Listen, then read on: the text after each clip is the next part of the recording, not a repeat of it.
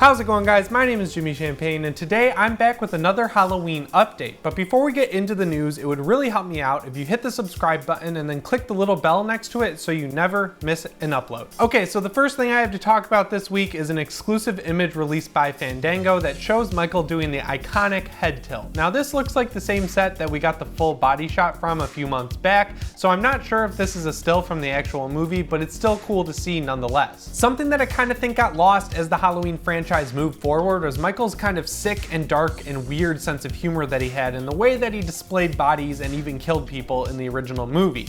And seeing him do the iconic head tilt in this photo kind of brought those feelings rushing back, and hopefully we get to see them in the actual movie. The next thing on my list is really cool, but I'm not sure how much stock we should put into it. Basically, a fan commented on one of Ryan Turek's Instagram posts and said that they thought releasing trailer 2 in early September would be a good idea, and Ryan Turek said he agreed. Now, this obviously doesn't really mean much to me. It doesn't mean that we're getting the trailer in early September, but the movie is premiering at TIFF, which is very early in September, so you'd think they'd want to release trailer 2 before the movie premieres so that they could build up as much hype as possible. The next thing I have on my list here is that the box office predictions for Halloween have been released, and they are nothing to shake your jack-o'-lantern at. So basically, on the low end, Halloween is projected to earn $50 million on its opening weekend, and on the high end, it's projected to earn $80 million, which is quite a bit of money. Now, $50 million to $80 million might seem a little low at first, but you have to consider that Halloween's production budget was really only reported to be around $10 million,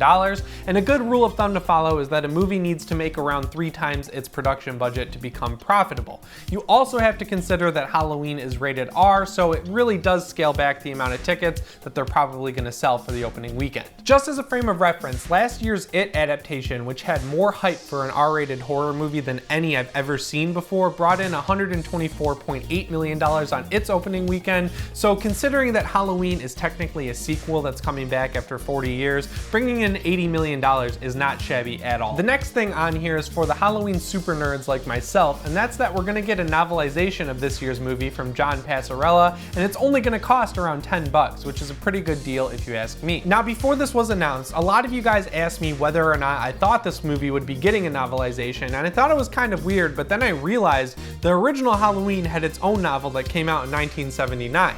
Now, it's very hard to find and it's very expensive, so if you want to find it, it's out there. You just kind of have to Google around a little bit. That book was really cool. It expanded on the Celtic mythology behind Halloween. It showed Michael's transformation into the shape, and it had some cool backstory for while he was in Smith's Grove. So it's definitely worth reading if you can find it. The reason I bring that up, though, is because I hope this novel isn't just the movie start to finish, and it kind of reveals what happened in the 40 years between the original Halloween and this new one that's coming out. It'd be cool to hear some more backstory behind Michael and figure out what he's been doing the entire time he's in Smith's Grove. Now, do I think that'll happen? I don't know, I kind of doubt it, but do I hope it'll happen? Hell yeah. But we'll just find out on October 23rd when this book is out. The next thing I have on my list is that Halloween will be showing at Salem Horror Fest on October 4th, and the reason I'm telling you that is because I will be there. I was able to get a ticket, so I booked a flight, and I'm gonna be in Salem that whole weekend. The one screening they have listed is currently sold out, but there is a waiting list that you can sign up for, so there's really no reason not to do that, and I'm kind of kicking around the idea